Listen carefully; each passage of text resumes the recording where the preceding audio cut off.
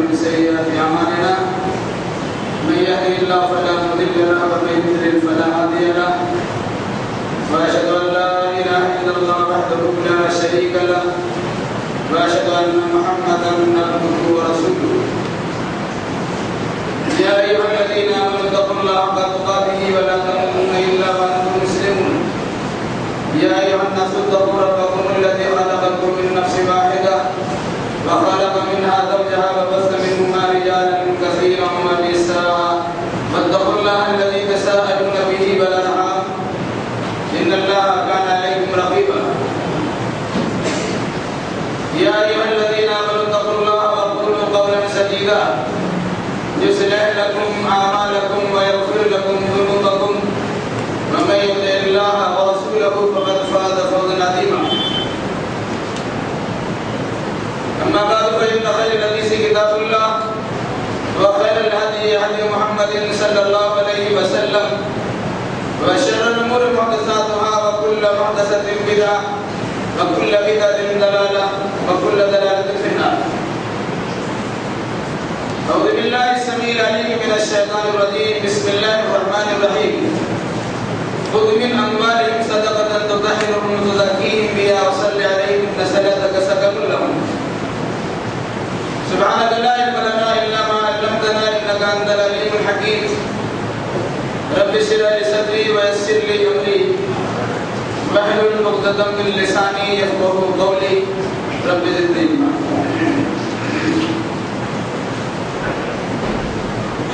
ہر قسم کی تعریف لائق و سزاوار ہے اس وحدہ لا شریک حکم الحاکمین کے لیے جس کے قبض قدرت میں سارے جہان کی بادشاہت ہے. درود و سلام نازل ہو جملہ انبیاء کرام علیہ السلام پر، خصوصاً احمد مصطفیٰ محمد مصطفیٰ صلی اللہ علیہ وسلم پر. اللهم صل على محمد وعلى آل محمد كما صليت على إبراهيم وعلى آل إبراهيم إنك حميد مجيد. اللهم بارك على محمد وعلى آل محمد كما باركت على إبراهيم وعلى آل إبراهيم إنك حميد مجيد.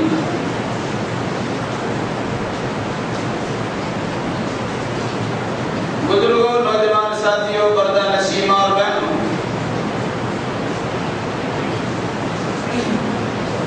خطبہ مسنونہ کے بعد سورہ توبہ کی ایک آیت کریمہ کی تلاوت کی گئی ہے. انشاءاللہ الرحمن اسی آیت کریمہ کی روشنی میں کچھ باتیں آپ کے سامنے رکھی جائیں گی. اللہ ہمیں صحیح کہنے، صحیح سننے، صحیح سمجھنے اور صحیح باتوں پر عمل کرنے کی توفیق پر رحمت فرمائے.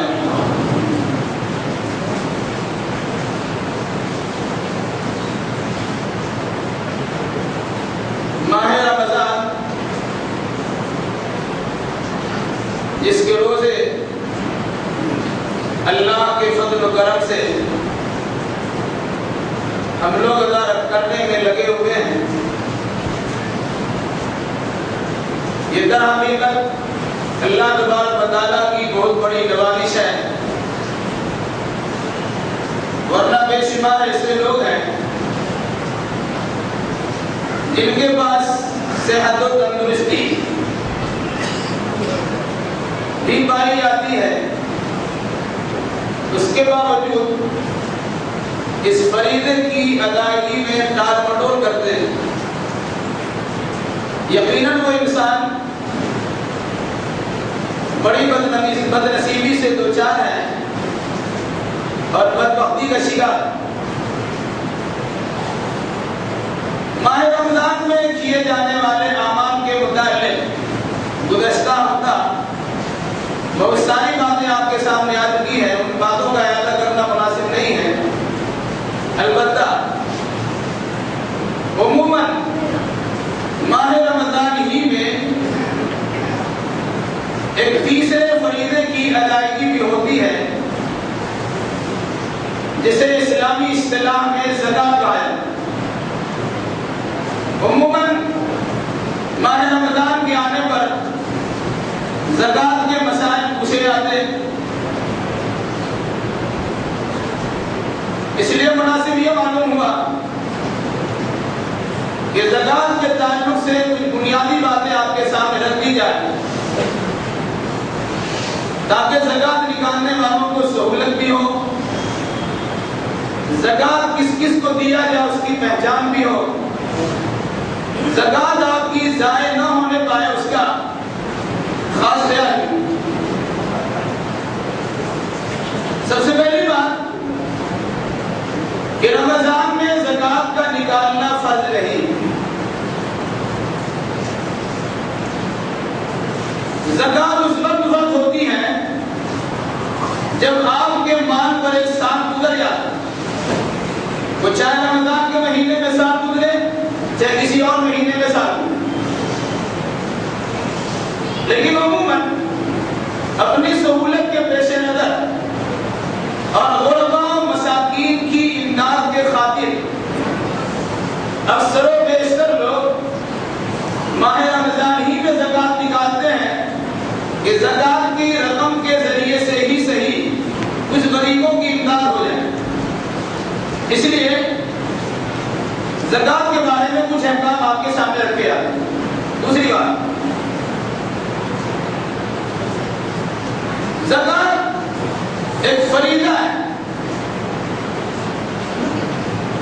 کن چیزوں پر نکالا جائے گا انشاءاللہ اس کی بھی تفصیل ہے، کتنا نکالا جائے گا اس کی وضاحت ہوگی، کن کن کو زکوٰۃ دی جائے گی اس کی بھی وضاحت ہوگی، اور کن کن کو زکوٰۃ نہ دی جائے گی اس سلسلے میں بھی اشارہ کے نام میں کچھ باتیں آئیں گی۔ سب سے پہلی بات، اسلام کے 5 ارکان میں سے ایک رکن زکوٰۃ کا ادا کرنا بھی، قرآن و حدیث میں اس کی بڑی فضیلت بیان کی گئی اور اس کی ادا نہ کرنے پر بڑی وعیدیں بھی سنائی گئی۔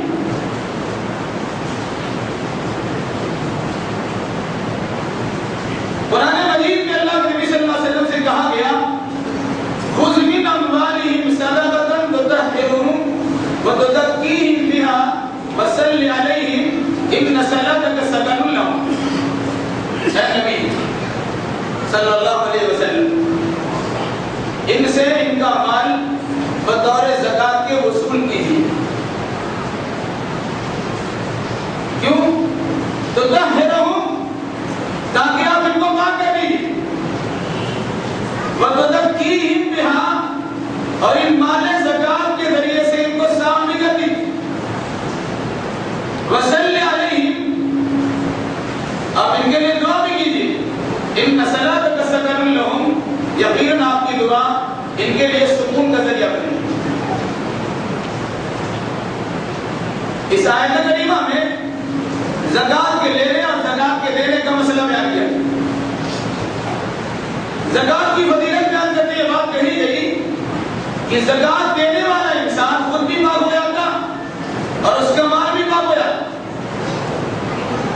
پھر اگر کوئی انسان زکوٰۃ وصول کرتا ہے تو اسے یہ رہنمائی کی گئی کہ جس سے آپ زکوٰۃ وصول کرتے ہیں ان کے لیے اللہ تبارک و تعالیٰ کے دربار میں دعا کیجیے، الہی ان کے مال میں برکت بھی دے اور ان کو صاف ستھرا بھی کرے وغیرہ۔ اگر کوئی انسان زکوٰۃ ادا نہیں کرتا ہے تو اس کی وجہ کیا ہے؟ بڑی لمبی چوڑی گفتگو نہیں ہوگی، اختصار کے ساتھ کچھ باتیں یاد رکھیں۔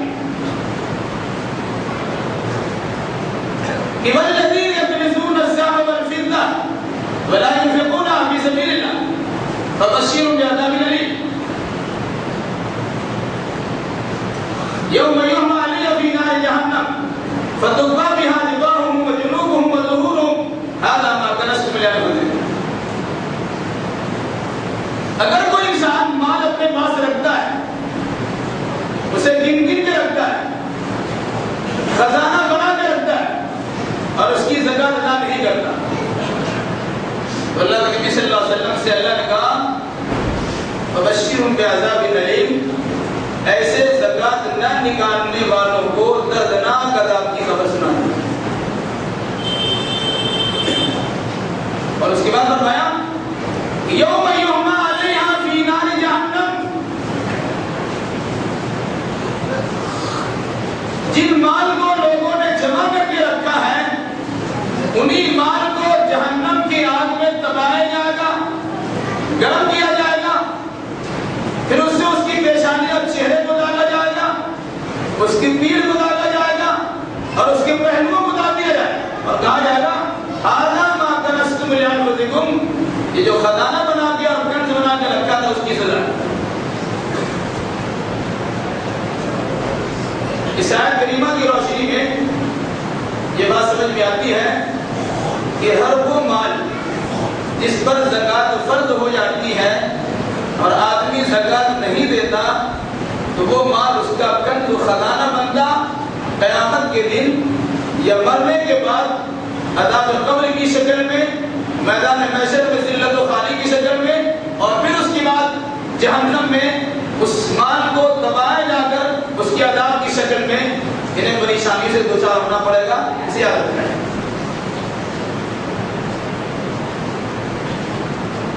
زکات کب اور کتنے مال پر فرض ہے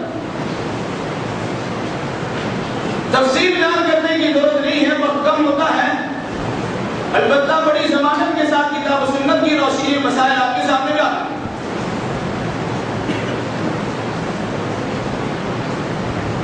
ہر وہ مال جس پر اللہ تبارک و تعالیٰ نے زکات فرض کیا ہے اس کے ساتھ ہی اس کے کچھ شرائط بھی بیان کی۔ اچانک مال آپ کے پاس آ گیا اس پر زکات نہیں ہے جب تک کہ اس مال پر ایک سال نہیں گزر جاتا، پھر سال گزرنے کے بعد اگر مال جمع نہیں کرتا یا سال گزرنے کے بعد انسان زکات نہیں ادا کرتا تو اس کی گرفت ہوتی۔ سونا اور چاندی، روپیہ اور پیسے، مال تجارت، مکان و دکان، زمین و جائیداد اور دیگر چیزیں، کتنی چیزوں پر کتنی زکات فرض ہے اس سلسلے میں کچھ تذکرہ آپ کے سامنے۔ اگر کسی کے پاس موجودہ دور میں 85 گرام سونا یا اس سے زیادہ ایک سال سے موجود ہے تو اس کا 40واں حصہ زکات نکالنا پڑے، یعنی 40 جگہ اس سونے کو تقسیم کیجئے، 39 حصہ آپ کے پاس رہے گا اور ایک حصہ زکات کے طور پر خرچ کیا جائے گا۔ چاہے تو آپ وہ حصہ سونے کی شکل میں نکال دیں اور چاہے تو آپ اس کی قیمت کا اندازہ لگائیے، قیمت معلوم کیجئے اور پھر قیمت کے لحاظ سے اگر آپ نکالیں گے تو 2.5% کے لحاظ سے آپ کو زکات نکالنا ہے۔ وہ 1 لاکھ روپیہ میں 2,500 روپیہ زکات نکالنا ہے۔ اگر کسی کے پاس سونا نہیں یا سونا 85 گرام سے کم ہے اس پر زکات نہیں، چاندی اگر کسی کے پاس 595 گرام اور اس پر 1 سال گزر چکا ہے تو اس پر زکات ادا کی جائے، اس کا بھی وہی حال ہے۔ 595 گرام چاندی ہے اس سے زیادہ، ان تمام کو ایک ساتھ جمع کیجیے اور اسے 40 جگہ بٹوارا کیجیے، 39 حصہ آپ کے پاس اور ایک حصہ زکات میں استعمال کیا ہے، یا پھر ان تمام چاندی کی قیمت کا اندازہ لگائیے اور قیمت کے لحاظ سے جب زکات نکالیں گے تو وہی 2.5% ہوگا، جتنا مال آپ کے پاس ہوگا اس کا 2.5% زکات نکالیں گے۔ اگر کسی کے پاس کچھ سونا ہے اور کچھ چاندی ہے جو دونوں نصاب سے کم ہے، 595 گرام سے کم چاندی ہے اور 85 گرام سے کم سونا ہے، دونوں میں سے کسی پر زکات فرض نہیں، دونوں کو ملانے کی ضرورت نہیں، کیونکہ چاندی کا نصاب الگ اور سونے کا نصاب الگ، ان دونوں کو ملا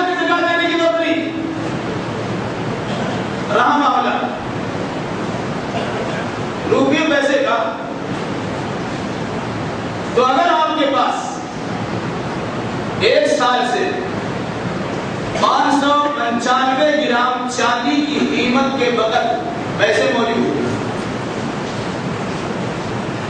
چونکہ چاندی اور سونے کی قیمت میں اضافہ بھی ہوتا ہے، گھٹتا بھی رہتا ہے، اس لیے ہم وقت متعین نہیں کر سکتے۔ مدہ بارہ پڑھیے آپ اور صدقہ بازار کا معائنہ کیجیے اور جائزہ لیجیے کہ سونا یا چاندی کی قیمت کیا ہے۔ روپیے پیسے کی زکات نکالنے کے لیے چاندی کو نصاب بنائی اور 595 گرام چاندی کی قیمت کتنی ہوگی؟ اگر اتنا روپیہ آپ کے پاس ایک سال سے موجود ہے، موجودہ دور میں تقریباً آج کل 31 یا 31.5 ہزار روپیہ اگر آپ کے پاس ایک سال سے موجود ہے تو اس پر 40واں حصہ زکات ہے۔ یہ عام روپیے پیسے۔ اگر آپ خرید و فروخت کر رہے ہیں، مال نہیں آ رہے، دکانداری کرتے ہیں، تو جو آپ کی دکان میں مال ہے، جو آپ کا اپنا مال ہے، جس کی قیمت آپ نے ادا کرنی ہے، رکھی ہوئی ہو، اسٹاک کی شکل میں ہو، دکان میں ریٹیل بیچنے کی شکل میں رکھے ہوئے ہو، ان تمام کی مالیت کا اندازہ لگائیے اور اس پر وہی 40واں حصہ یا 2.5% زکات دی۔ کچھ باتیں ایسی ہیں جنہیں بطور خاص دھیان میں رکھنے کی ضرورت ہے۔ آدمی جب زکات نکالنا چاہتا ہے تو کچھ چیزوں کو چھپا دیتا اور کچھ چیزوں کو دکھا دیتا۔ بندوں سے چھپائے کے چل جائے گا، اللہ سے چھپائے نہیں آ سکتا۔ آپ کا مال کہاں کہاں ہے اسے کھوج کے نکالیے۔ اگرچہ اپنے مال کو اسلامی نقطہ نگاہ سے غلط جگہ پر ہی جمع کر دیا ہو، لیکن اگر آپ اپنا مال سے تصور کرتے ہیں تو آپ کو زکات دینا ہے۔ آپ نے ایف ڈی کرا لیا، فکس ڈپوزٹ کرا لی، جائز نہیں ہے۔ آپ نے کرا کے رکھا ہے، اس مال کو جوڑیے۔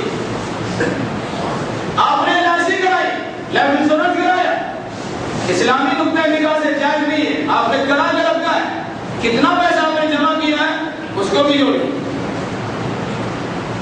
آپ اگر کہیں نوکری کرتے ہیں، سروس کرتے ہیں، آپ کا PM کرتا ہے تو PM جو کرتا ہے آپ کو کتنا مال ہوا اس مال کو بھی جوڑ لیجیے۔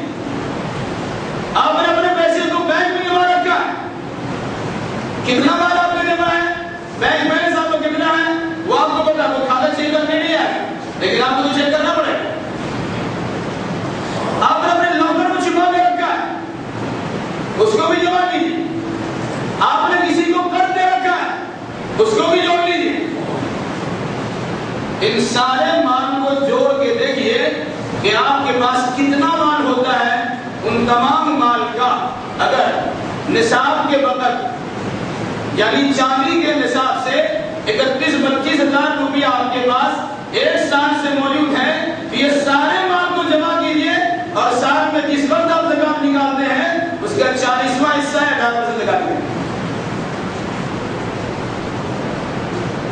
آپ ایک چیز اور یاد رکھیں، تجارتی اور کاروباری اعتبار سے مسائل دریافت ہوتے رہتے ہیں۔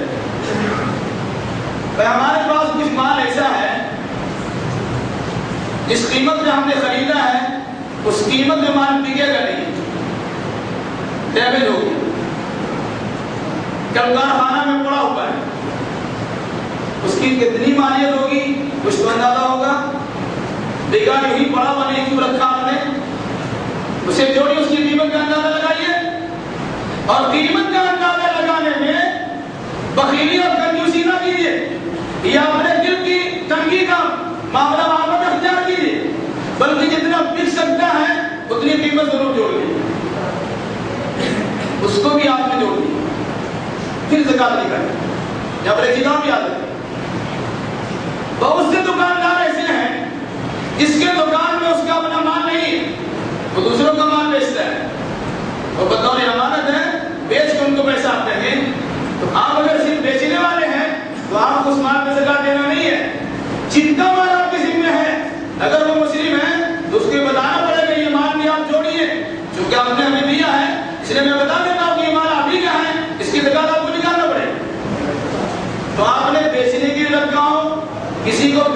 لیے دیا ہو، آپ کا مال اپنا ہو، بالکل فریش مال ہو یا ڈیمیج مال ہو، نقصان دینے والا مال ہو، جتنی اس کی مالیت ہوگی ان تمام مال کو جوڑ لیجئے، اس کی قیمت کا اندازہ لگائیے اور اس کا 2.5% نکالیں۔ رہا معاملہ سونے چاندی کے زیورات، یاد رکھیے گا، سونا چاندی چاہے بسکٹ کے شکل میں ہو، چاہے صرف گھر میں رکھنے کے لیے ہو، چاہے زیورات کی شکل میں ہو، استعمال کیا تو یا نہ کیا تو ہو، تمام میں زکات نکالنا فرض ہے۔ اگر وہ نصاب کی مقدار کے مطابق 85 گرام سونا اگر ہے یا اس سے زیادہ تو تمام میں زکات نکالنا، اور 595 گرام یا اس سے زیادہ چاندی کسی کے پاس چاہے کسی شکل میں موجود ہو اس پر زکات نکالیں۔ یہاں پر ایک چیز یاد رکھیں، بطور خاص خواتین سے میری گزارش ہے کہ اگر آپ اپنے زیورات کی زکات نہیں نکالتی ہیں تو آپ کو زیورات رکھنے اور اسے پہننے کا حق نہیں۔ اللہ کے نبی صلی اللہ علیہ وسلم نے فرمایا اس کا مفہوم یہ ہے اس کا ادا کرو ورنہ جہنم میں جلو۔ اور تو اللہ کے نبی صلی اللہ علیہ وسلم کے زمانے میں زیورات پہننے والے زیورات کی بھی زکات نکالے۔ ایسی باتیں اٹھتی رہتی ہیں کہ جو سونے چاندی استعمال کے اس کے نہیں، اس طرح رہائش کے مکان میں زکات نہیں ہے، سواری کے گھوڑے میں زکات نہیں ہے، گاڑی میں زکات نہیں ہے، اسی طرح سونے چاندی کا ہم زیور کی شکل میں استعمال کرتے ہیں اس پر بھی زکات۔ یاد رکھیے گا یہ بکواس ہے۔ اب زیور کی شکل میں رکھیے، پہنیے نہ پہنیے، آپ کو سسرال سے ملا ہو یا آپ کو میکے سے ملا ہو یا آپ نے کہیں سے اور سے لیا ہو، وہ اگر مقدار میں 85 گرام سونا ہے یا مقدار میں 595 گرام چاندی ہے تو آپ کو زکات نکالنا پڑے گا۔ اور یہ بھی یاد رکھیں، شوہر اگر آپ کی جانب سے زکات نکال دیتا ہے تو اس کی کرم فرمائی ہے، اس کی نوازش ہے، اس کا برتپن ہے، ورنہ چونکہ وہ مال آپ کا ہے اس لیے زکات آپ کو نکالنا ہے۔ اب شوہر سے لے کے نکالیے، باپ بھائی سے لے کے نکالیے، یا خود جو چھپا چھپا کر رکھتا اس میں سے نکالیے، یہ آپ کی ذمہ داری ہے۔ ایسی یاد رکھیے گا۔ عورتوں کے پاس بھی کچھ مال ہوتا ہے،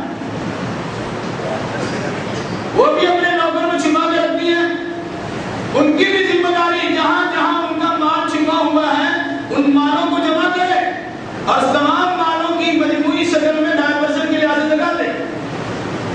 عموماً ایک مال کی طرف ان کی توجہ نہیں جاتی، میں توجہ دلا دینا بہتر سمجھتا ہوں۔ اگر آپ کا نکاح کچھ روپیے کے مہر کی شکل میں ہوا اور شوہر نے آپ کا مہر ادا نہیں کیا تو یاد رکھیے گا ہر سال اس رقم پر آپ کو زکات دینا ضروری ہے جو شوہر کے ذمہ مہر کی شکل میں موجود ہے۔ معلوم پڑا 10 سال میں مہر سے زیادہ آپ کو زکات ادا دینی، اس لیے ضروری ہے عورتوں کو مسئلہ بتایا جاتا ہے کہ شادی سے پہلے یا شادی کے فوراً بعد اپنے شوہر کو اپنے بدن ٹچی کرنے سے منع کیجیے اور پہلے رقم وصول کیجیے کہ مہر وصول کراؤ، اس کے بعد ہمارے بدن کو ٹچ کرنا۔ یہ اسلامی نقطۂ نگاہ سے آپ گاہ ہیں، کسی کو اس سلسلے میں سختی کرنے کی یاد نہیں ہے، البتہ آپ سختی ضرور کر سکتے ہیں۔ تو اگر آپ کا مال مہر کی شکل میں آپ کے شوہر کے پاس موجود ہے تو اس مال کی قیمت بھی لگائی، چاہے سونے چاندی کی شکل میں وہاں موجود ہو یا جس شکل میں روپے کی شکل میں موجود ہو، تو اس مہر کی زکات بھی آپ کو دینا پڑے گی اگر ان کے موجود ہے آپ کا مال۔ عام طور سے اس میں توجہ نہیں آتی۔ ایک بات یہ بھی یاد رکھیں کہ زکات میں عام طور سے سنا جاتا جب زکات لینے کی باری آتی ہے مولانا صاحب کیا کریں، ہمارے ذمہ تو بڑا قرضہ ہے اور مقروض میں تو زکات تو نہیں دی جاتی، زکات مقروض کو تو زکات دینے کا حق نہیں، ہم کیا کریں؟ بڑی آسانی سے انسان بول کے گزر جاتا ہے۔ مولوی صاحب کو سمجھا لیجیے گا، اللہ کو نہیں سمجھا دیجیے۔ کیوں؟ آپ نے قرض لیا ہوا ہے، آپ کی زندگی کے شان و شوکت میں کوئی کمی نہیں ہے، قرض و فقر کے ساتھ زندگی گزارتے ہیں، ٹھاٹ باز زندگی گزارتے ہیں، آپ قرض بھی ادا نہیں کرتے، زکات بھی ادا نہیں کرتے، اب بہانہ کیا بناتے ہیں ہمارے ذمہ قرض ہم زکات کیسے دیتے ہیں؟ یہ بولتے ہیں حضرت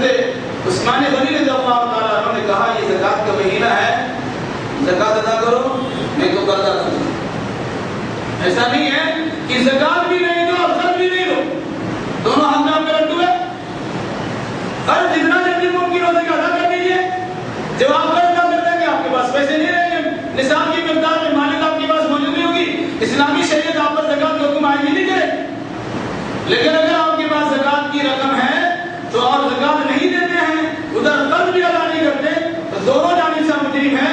یہ مثل الغنی ظلم، مالدار کا قرض کو ٹال مٹول کر کے ادا کرنا یہ ظلم ہے. آپ نے کسی قرض لیا ہے تو دیجیے، ادھر سے بھی ظلم کیا، اور اگر ادھر زکات ادا نہیں کرتے ہیں تو ادھر سے بھی آپ نے ظلم کیا. دونوں جانب سے آپ پکڑے جائیں گے. آپ سمجھتے ہیں دونوں ہاتھ میں لڈو ہیں، لیکن اسلامی شریعت کے مطابق دونوں طرف سے عذاب میں گرے ہوئے. بچنا چاہتے ہیں تو اپنے قرض کی زکات نکالنے کی کوشش کیجیے یا قرض ادا کرنے کی کوشش کیجیے. زکات ایک انسان ابھی اس پر زکات فرض ہو گئی، لیکن وہ زکات دے نہیں سکا، مر گیا. زکات نکالنے کی سوچا، اس کی موت واقع ہو گئی. وارثین سمجھتے اچھا الٹا چلا گیا، اپنے بھائی بہنوں میں زکات، اپنے بھائی بہنوں اس مال کو تقسیم کر لیں گے اور ہم اس کے مالک ہو جائیں گے. یاد رکھیے گا، جس انسان پر زکات فرض ہو گئی تھی اس انسان کی زکات نکالنا اس کے مرنے کے بعد بھی وارثین میں ضروری ہے. پہلے ان کے مال کو، ان کے مال کی زکات نکال دیجیے، باقی جو بچتا ہے اس کے قرض ادا کر دیجیے، باقی بچنے کے بعد تب وارثوں میں تقسیم دیجیے. تو سوچتے کیا ہے، بڑا اچھا ہوا، اب زکات بھی دینا نہیں پڑے گا، ہم بھائیوں میں زیادہ تقسیم ہو جائے. اس کے بعد خاصیت لکھی علاوہ اس کے زکات کی ادائیگی کے تعلق سے کچھ افراتفری پائی. عموماً اسے بہت ہی سیریس ہو کے سوچا نہیں آتا اور اللہ جس طرح ممکن ہوتا نکال دیا. اب کہتے ہیں ہم تو زیادہ نکالتے. سنیے، اللہ پر احسان جتانے کی ضرورت نہیں، زیادہ مت نکالیے. حساب نہیں کہ تو کیا ہوا، نکلنا چاہے 100 روپئے میں 200 نکال دیا. اللہ آپ کے احسان کا محتاج نہیں ہے. یہ احسان مت جتائیے کہ ہم نے زیادہ نکال دیا. سال میں ایک مرتبہ پائی کا حساب کیجیے اور اس کے بعد زکات دیجیے، تاکہ یہ پتہ چل جائے آپ کو کہ سال آپ نے کتنا نقصان اٹھایا اور کتنا فائدہ اٹھایا.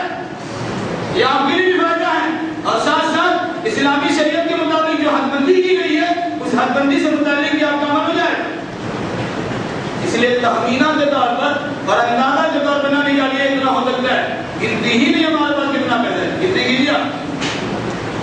اسلام نے سال میں ایک مرتبہ زکات اسی نے فرض کیا ہے کہ آپ نے کتنا جمع کر رکھا، کہاں چھپا کے رکھا ہے، ان تمام کو جمع کیجیے اور گنتی کیجیے تاکہ پتہ چلے آپ کے پاس اتنی مالیت ہے. پھر اس کے بعد زکات نکالنے کی کوشش کی. زکات اس کو ہم ایک بہت بڑا مسئلہ ہے.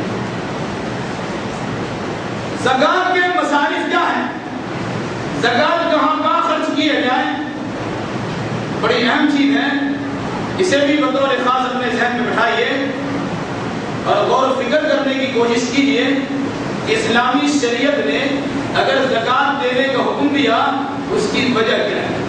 اس سے پہلے میں کئی بار بیان کر چکا ہوں کہ نماز اور زکات کا تذکرہ قرآن میں بطور خاص کئی جگہ پر ایک ساتھ کیا. اس کی وجہ علماء یہ بتلاتے ہیں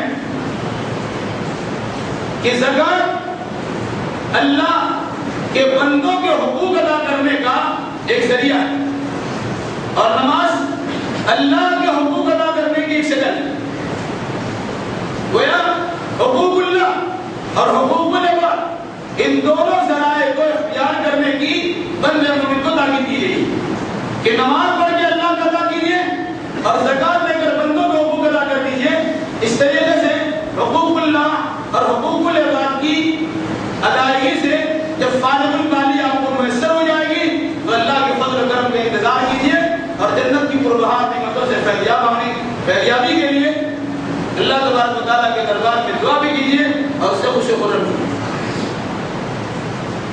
عموماً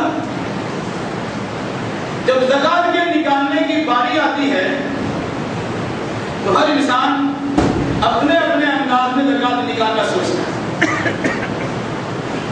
یاد رکھیے گا، جس طرح اجتماعی شکل میں روزہ رکھا جاتا، جس طرح اجتماعی شکل میں حج ادا کیا جاتا، جس طرح اجتماعی اور جماعت کی صورت میں نماز ادا کی جاتی، اسی طریقے سے یہ تیسرا اور چوتھا رکن بھی زکات، اسے بھی اسلامی نقطۂ نگاہ سے اجتماعی شکل میں ہی ادا کرنی چاہیے. آج زکات کی اجتماعی شکل نہ ہونے کے نتیجے میں پوری دنیا کے مسلمانوں کی کروڑ بلکہ انگنت مال بیکار چلے جاتے، اس کے کچھ خاطر خواہ فائدے نظر نہیں آتے. ورنہ اسلامی شریعت کے ابتدائی مرحلے میں اللہ کے نبی صلی اللہ علیہ وسلم نے، صحابہ نے، مجتہدین نے، تبع تابعین وغیرہ نے، ان لوگوں نے اجتماعی نظام زکات کو متعین کیا. علاقے کی غربت و افلاس کا خاتمہ ہوا. آج ہمارے یہاں اس پر خصوصی توجہ نہیں دی جاتی. شرط زبان آپ کے پاس پہنچتا ہے، اپنی طلاقت لسانی سے، چاپلوسی اور تملک پسندی سے آپ کو خوش کر لیتا ہے. آپ 2 روپیہ دینے کے بجائے 2000 اسے دے دیتے. ایک انسان آپ کے بغل میں ہے، پڑوس میں، غریب و نادار ہے، زکات کا اصلی مستحق ہے، لیکن اس کی زبان نہیں کھلتی، وہ لالچ میں آپ کے سامنے کچھ بول نہیں پاتا، آپ اس کی طرف جھانکتے بھی نہیں ہیں، اس بیچارے کی پریشانی دور نہیں ہوتی، اور آپ کا ڈھنڈورا مٹا جاتا ہے کہ فلاں صاحب تو لائن لگا کے زکات مانگتے. یاد کیجیے گا، اگر اس قسم کی زکات نکالنے کا آپ نے ارادہ رکھا تو مال تو آپ کو چلا جائے گا، شاید زکات آپ کی مصروف ہے. اس لیے اس کے خصوصی خیال ہے. رہا معاملہ زکات کس کو دیا؟ اگر ہم اجتماعی شکل میں نہیں نکال پاتے، موجودہ دور خربوشار کا دور ہو گیا، عام طور سے کوئی انسان کسی پر اعتماد توکل بھروسہ نہیں کرتا، ان کی امانت میں انسان شک کرتا ہے، تو کم از کم ہر خاندان کا فرد خاندانی اعتبار سے اجتماعی زکات نکالے تاکہ ان کے خاندان کی غربت و افلاس کا خاتمہ ہو. یہ کیا سکتا ہے. چھوٹی بڑی بہت ساری تنظیمیں پائی جاتی ہیں. اگر ہر تنظیم، یہ ہر علاقہ اپنے اعتبار سے چھوٹا موٹا بیت المال قائم کر لے اور اس میں زکات نکالے اور خلوص للہ کی بنیاد پہ زکات وہاں جمع کرے اور پھر ضرورت مندوں کی تحقیق کریں، اسے جان پہچان کرنے کی کوشش کریں، اس کا جائزہ لیں کہاں کا ضرورت مند ہے، اس کے لسٹ تیار کریں، پھر اس سے زکات پہنچانے کی کوشش کریں، تو زکات کے بہت سارے اثرات آپ کے سامنے آئیں گے. لوگ سوال پوچھتے ہیں، سوال کرتے ہیں کہ اپنے بھائی بہن کو زکات دے سکتے ہیں؟ آسان سی باتیں دے سکتے ہیں، لیکن یہ سوال کرتے ہوئے ذرا بھی شرم نہیں آتی کہ آپ کروڑ پتی ہیں اور آپ کا بھائی آپ کے سامنے زکات دینے کے لیے آئے؟ اتنا شعور نہیں ہے. اپنے بھائی اور اپنے بہن کو زکات دینے کی تو سوچتے ہیں، اور ساتھ میں یہ بھی پوچھتے ہیں کہ زکات بتا کے دینا پڑے گا، اگر معلوم ہے زکات دینا تو تلخی بندہ ہو جائے گی. اس قسم کی ساری باتیں آتی ہیں.